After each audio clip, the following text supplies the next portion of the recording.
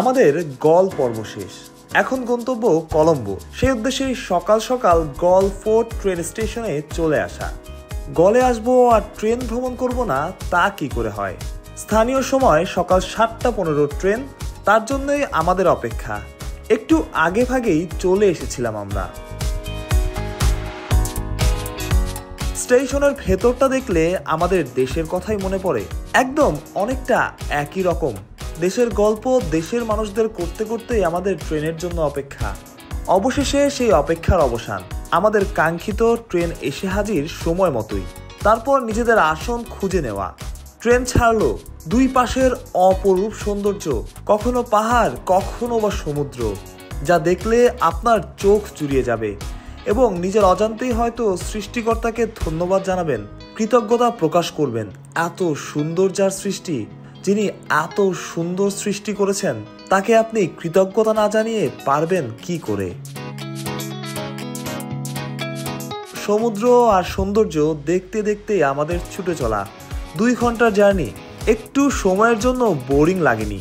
কখনো ট্রেনের ভেতরের বগিতে বসে গল্প, কখনো বা গেটের একদম পাশে। এভাবেই চলতে থাকলো আমাদের ট্রেন। এক্সপিরিয়েন্সটা কেমন আপনারা তো বুঝতেই পারছেন। গোয়া থেকে ক্রিকেট শহর কলম্বো একদম হোলসাম এক্সপেরিয়েন্স। সবাই বলে শ্রীলঙ্কা আসলে একবার হলেও নাকি এই ট্রেন জার্নির এক্সপেরিয়েন্সটা নাও। কেন? তার উত্তর পাইলাম নিজে এই ট্রেনে উঠে। আপনি যদি কোনো শ্রীলঙ্কা আসেন অবশ্যই এক্সপেরিয়েন্সটা নেবেন এবং এই জার্নিটা উপভোগ করবেন। কথা দিচ্ছি, লস হবে না। পুরো ট্রেনটাই ছুটেছে সমুদ্রের একদম পাশ দিয়ে। শ্রীলঙ্কার মানুষ ক্রিকেট পছন্দ করে, আর দেশের বাইরে থেকে, বিশেষ করে ইউরোপ, আমেরিকা থেকে যারা আসেন তারা পছন্দ করে শ্রীলঙ্কার এই সৌন্দর্য। তাদের অনেককেই এই ট্রেনের অভিজ্ঞতা নিতে দেখা যায়। আমরাও বোধহয় তাদেরই দলে। বলে রাখা ভালো, এসি নন এসি 2 ধরনের সিটই আছে এই ট্রেনে।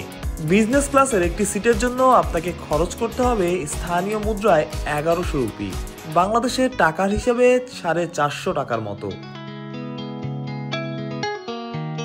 অবশেষে 2 ঘন্টার দারুণ জার্নি শেষে আমরা পৌঁছালাম কলম্বো, বাংলাদেশ শ্রীলঙ্কা সিরিজের 2য় পর্ব কভার করতে।